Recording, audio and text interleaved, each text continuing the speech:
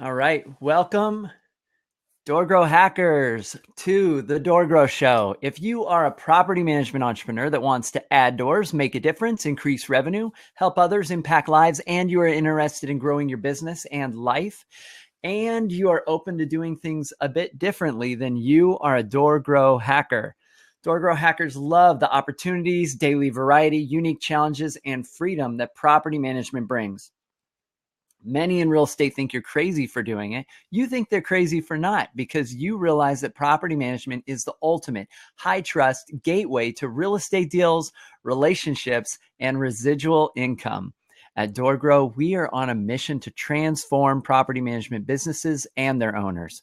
We want to transform the industry, eliminate the BS, build awareness, change perception, expand the market, and help the best property management entrepreneurs win. I'm your host, property management growth expert Jason Hull, the founder of Open Potion, Gather Kudos, Thunder Local, and of course, DoorGrow. Now, let's get into the show. And our guest today is Scott Abbey with RentFax. Scott, welcome to the show. Oh, Jason, thanks for having me. Thanks for being here. So Rent-Fax is a really cool piece of technology, I guess you could say. And before maybe you could just tell us briefly like what it is, and then I want to hear the backstory. So what is Rent-Fax for those that are listening? Well, it's a tool to help investors and property managers to define the areas that they're managing and the bandwidth that's going to be required for those areas. It's a tool to help create presentations for prospective owners by providing a gorgeous takeaway, great calling card, if you will. It's a tool to help establish rents and to reduce time in convincing owners of the correct rents. It's a tool to help turn your business into a consulting business and to drive leads and deals to you, as opposed to chasing just the doors as a property manager. And so there are these beautiful, really nice rental reports that show them what their property could and should rent for and give them details on the market in the area, correct? Correct. All right, awesome. So how did you get into this? So give us some backstory on you and who's Scott and how did he get connected to property management or RentFax and where did this all come from? Well, I've been on planet for a while, and so I've had a mixed career, but I ran a large company for 20 years, and then I decided I wanted to pursue real estate. And it started out actually as a corporate housing business, and it quickly morphed into a property management firm. And as the company was growing, and as I think we spoke before, we had as many as 1,200 doors and mostly single families. But one of the things I learned is that each door does not require the same bandwidth. The bandwidth required to manage the door is a critical multiplier, critical metrics for deciding whether you want the door or not and how to charge for the door. True. So in the year 2000, I started studying the free data because I'm also a hacker and a nerd for data. I pulled down all the data I could get from the Census Bureau for the 2000 census, and I studied multiple type properties, but in dramatically different areas of the city. I put the same manager on them. We did the same screening. Every practice was identical. And we were able to determine that there were measurements within the census data that we were able to acquire that would give us indications as to whether this was going to be a high-risk property requiring a lot more bandwidth or lower-risk property, which required less bandwidth. And over that course of many years, I joined up with Shane Sauer, who is my partner, and when we launched the product, we put it on steroids, we got consultants, and then we introduced RentFaxPro.com. And the product is called a risk index. And essentially what it is an index of 15 sub-indices rolled up from hundreds of data points that tells demographic information about the property that are indicators of the probability of an income stream interruption or probability of an income stream, depending on which point of view you want to look at. High numbers are reflective of a broader chance of having a good income stream. Lower numbers are reflective of a greater chance of an interruption to the income stream. And through that, we've tailored it. We took it to 12 different cities to test it. And we now have a tool that for every census tract in the United States, a client can pull a report and it'll tell them this index and it'll give them the relative number for that metro area. So if you're looking at 3 properties in your city, you can see what the numbers are, and those relative numbers will tell you the probability of an income stream interruption or not. It also compares it for the entire United States. So investors that are looking at multiple cities can review that on a comparative basis. And so then, are some cities significantly just more difficult than other cities than in the US? Because a property manager is usually in a city. They're probably not going to move their entire business. There are cities skewed more. You're absolutely, Kansas City is a little more challenging. Detroit is a little more challenging. Right. But there are areas in nearly every city that have their challenges. Now, if you're in a really high demographic census tract, you're probably not going to have, or if you're in a really high demographic area, what's low to that demographic is going to be considered high to others. But in most cities where most investing is done, there is wide diversity, and it can be blocks apart in terms of that diversity.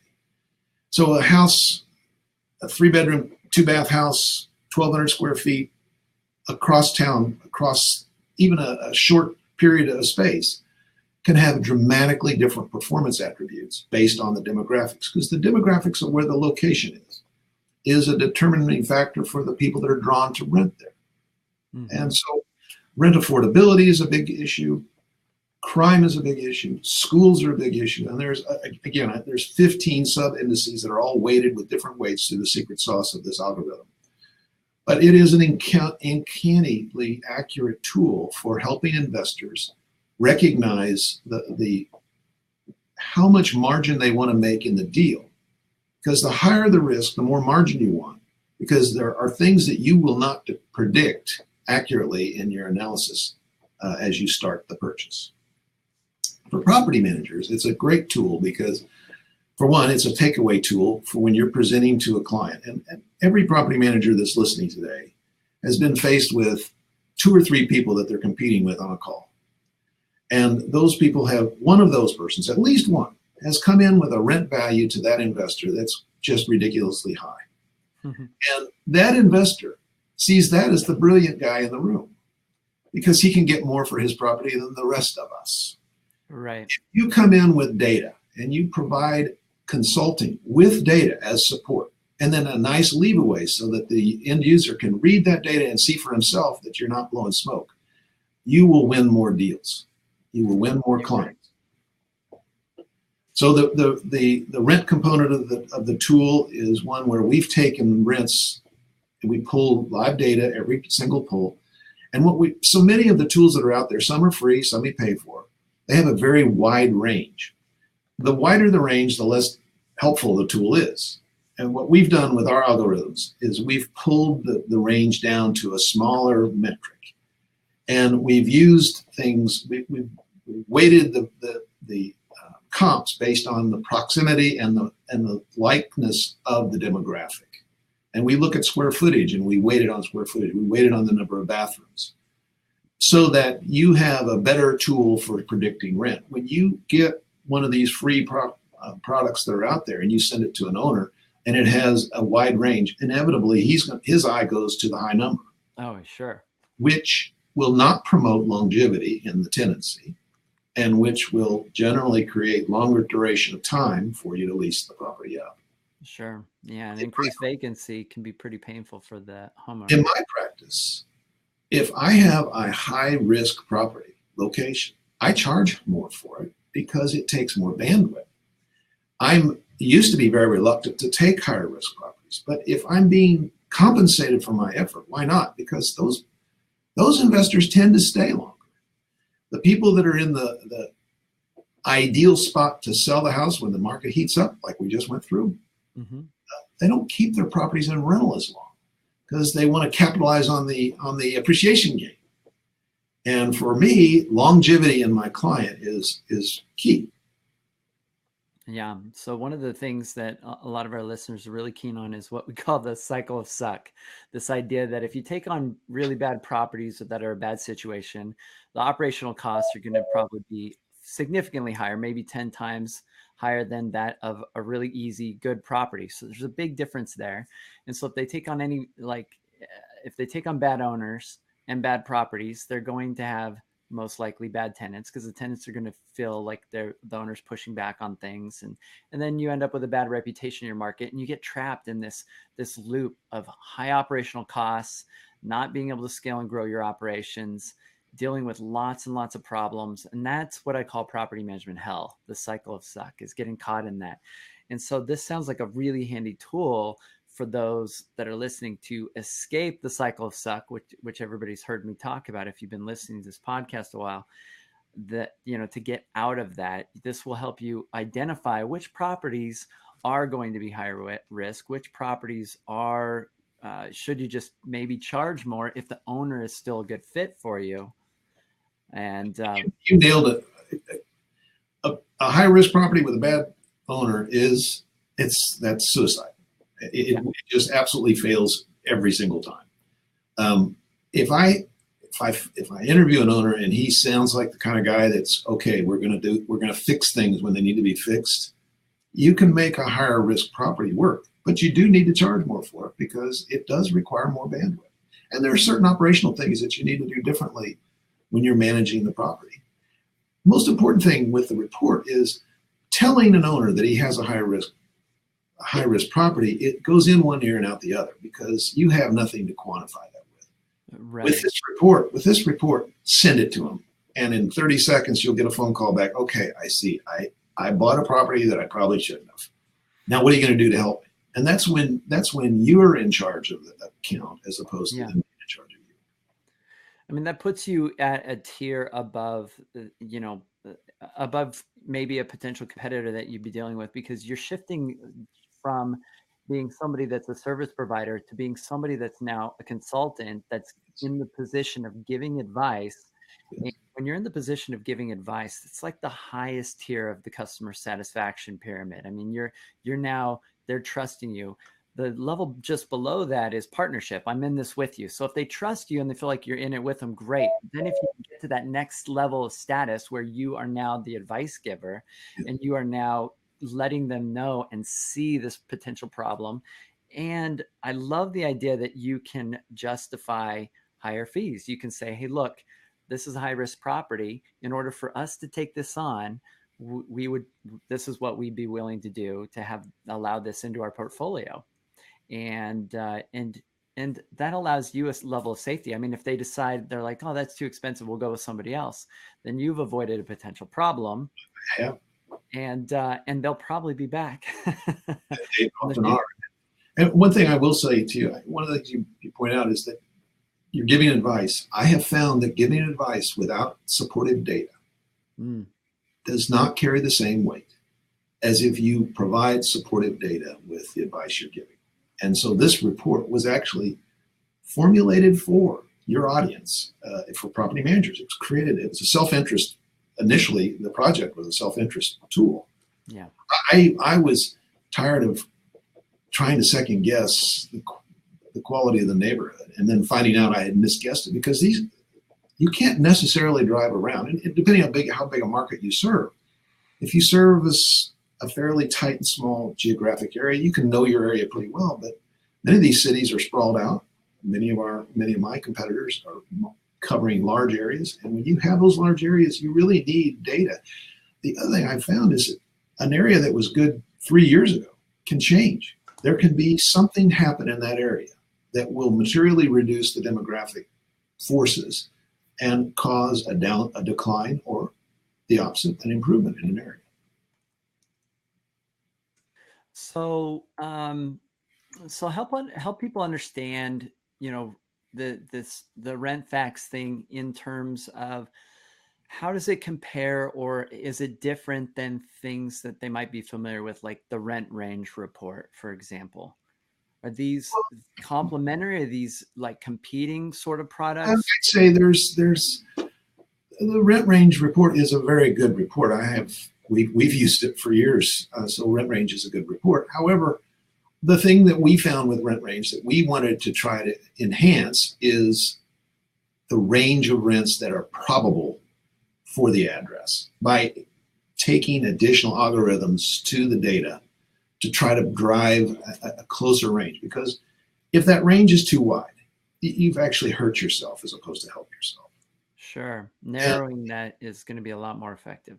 and the other thing that we've done is, I think we're the only product out there that quantifies the relative risk of an address for every neighborhood in the United States.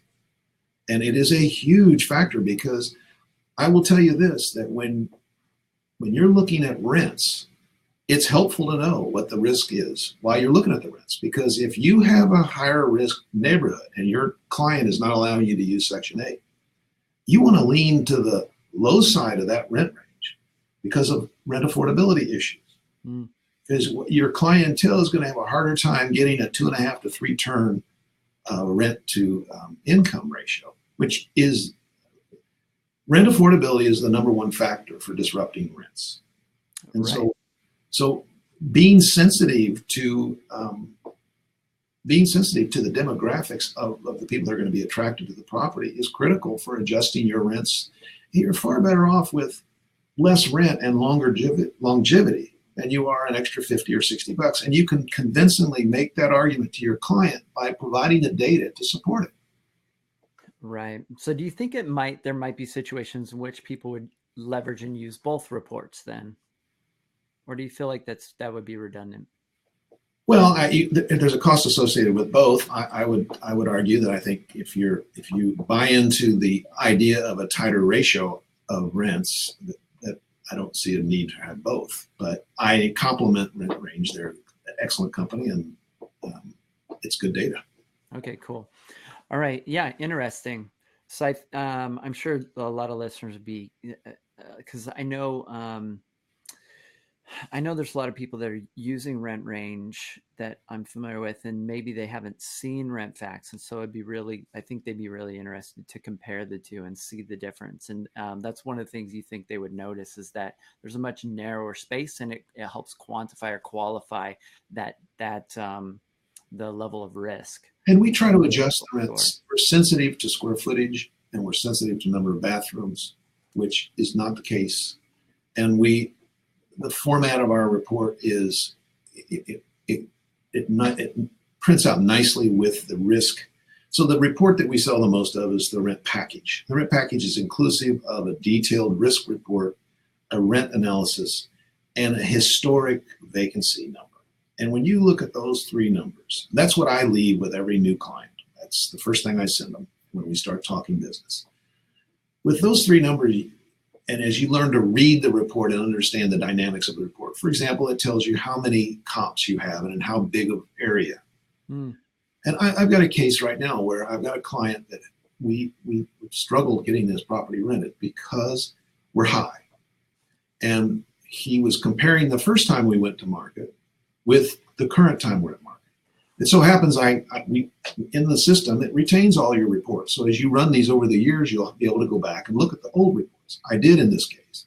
And then what I found was that the level of competition today was far greater than the level of competition that he had when he first established the rent that was his de facto. That's the price we should charge.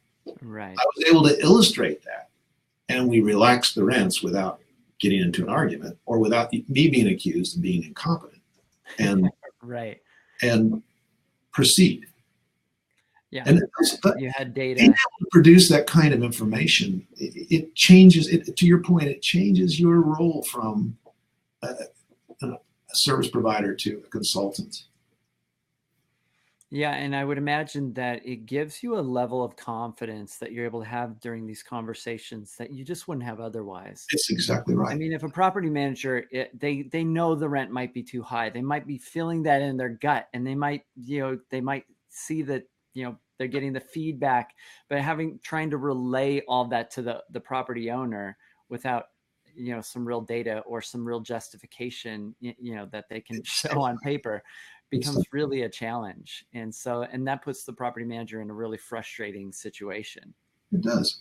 It does. And the other thing it helps is internally, if you have a leasing folks that keep saying you're too high, you're too high, you're too high, you come back and look at the data, study it, and you may be too high, but they may not be doing the right things to get the business. So it's a useful tool for both owner and internal staff.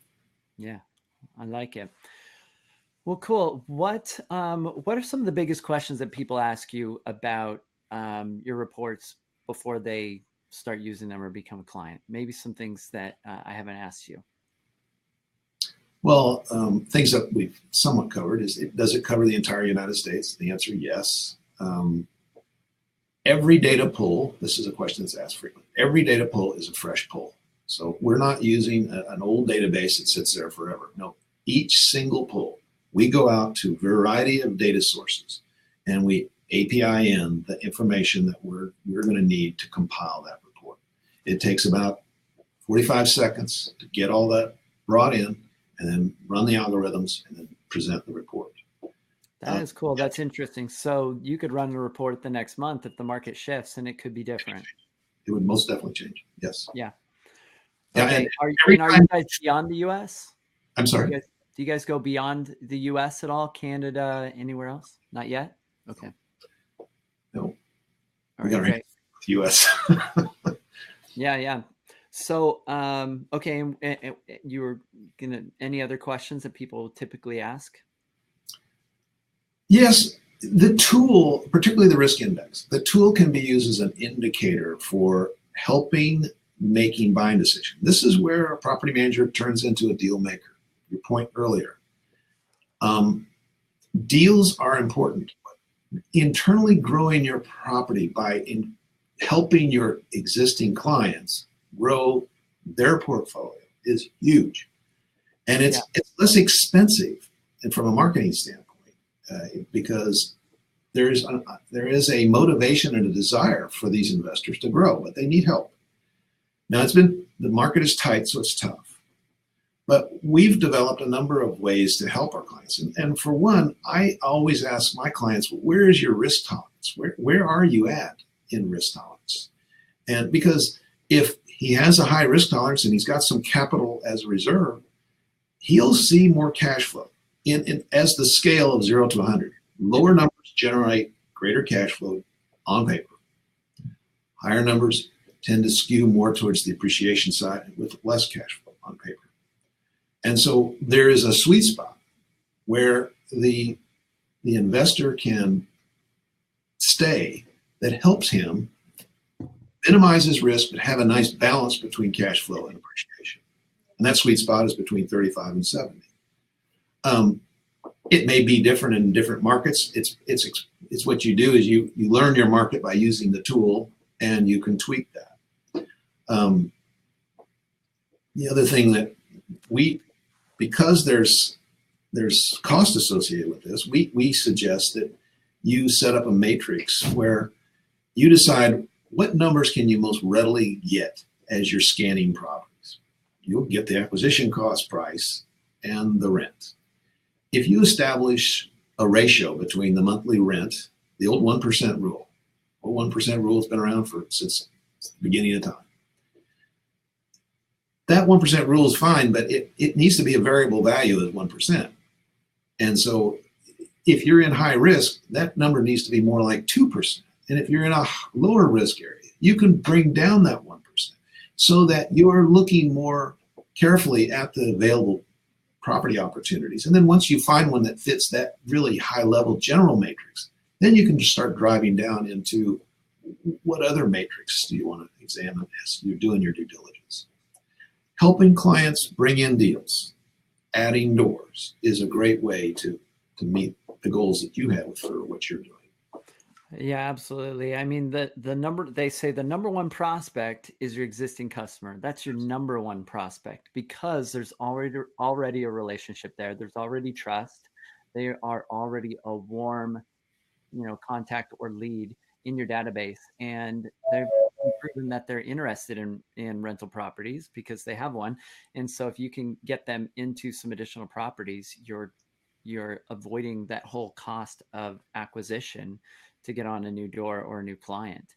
And yeah, so it sounds like a win-win-win. So, well, cool. How can people get in touch with Rent-Fax or get a sample report or experience this? They go to rentfaxpro.com, rentfax pro.com, and there's a way there for you to log in, and there's an opportunity to have a sample report, and I would encourage you to do that. It's a subscription-based product, but it's no contract. If you want to terminate, you can. You can upgrade or downgrade at will. It's a real simple, straightforward approach. It's a real friendly site. We put a lot of time and money into the UI to make sure that it was easy to use. We have tools to help you as you're picking your property, and then there's a variety of reports for you to run. But if you go online, there's also a lot of video online. And my partner and I have spent quite a bit of time developing tools to teach how to use the product and how it can benefit you in your search for property and for helping your clients. And all this video material then it is, I guess, largely geared towards how you can kind of turn yourself into a consultant by leveraging these reports. Well, it's teaching the values of the report and how it applies to an investment. So by default, yes, if you learn that and you use the report to help substantiate your counsel and your already street knowledge, you just leveraged all those tools to help you become better at what you do. Well, cool. Scott, it sounds like a very intelligent product, and it sounds like something that would make a lot of sense to our listeners and clients. So I encourage everybody to check out Rent-Fax. And I appreciate you coming out and hanging out on the DoorGrow show with us. It's been fun. And so everybody go and check out rentfaxpro.com. And Scott, any final words for those listening? I just wished everybody a great holiday season. And I think you'll find the Rent-Fax can be a real tool to help you grow your business. Awesome. Thanks so much for coming on. Thank you. All right. So there you heard it, rentfaxpro.com. So check that out. It sounds really interesting. I'll be really curious to get feedback from clients and listeners on what you think of Rent-Fax. And if you are new to the show, be sure to like and subscribe. If you are in iTunes, make sure that you subscribe to us in iTunes so you can listen to the podcast episodes. If you're watching this on YouTube, then make sure that you like the video and subscribe. We would appreciate it. And if you have a minute and you can head over to iTunes, leave us a review. We really appreciate that. It helps us get the word out about this show that we're offering to the marketplace. And be sure to get inside our Facebook group, the DoorGrow Club. You can get to that by going to doorgrowclub.com. And if you join the DoorGrow Club, you have to apply to get in, even though it's free.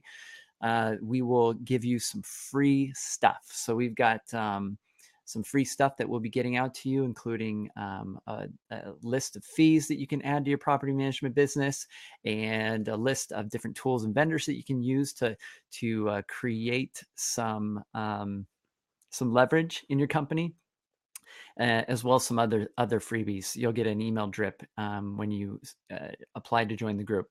So join the DoorGrow Club group if you're not already in there, hanging out with the savviest property management entrepreneurs in the industry. And until next time, we will see you again on the DoorGrow show. Bye, everybody. Appreciate you.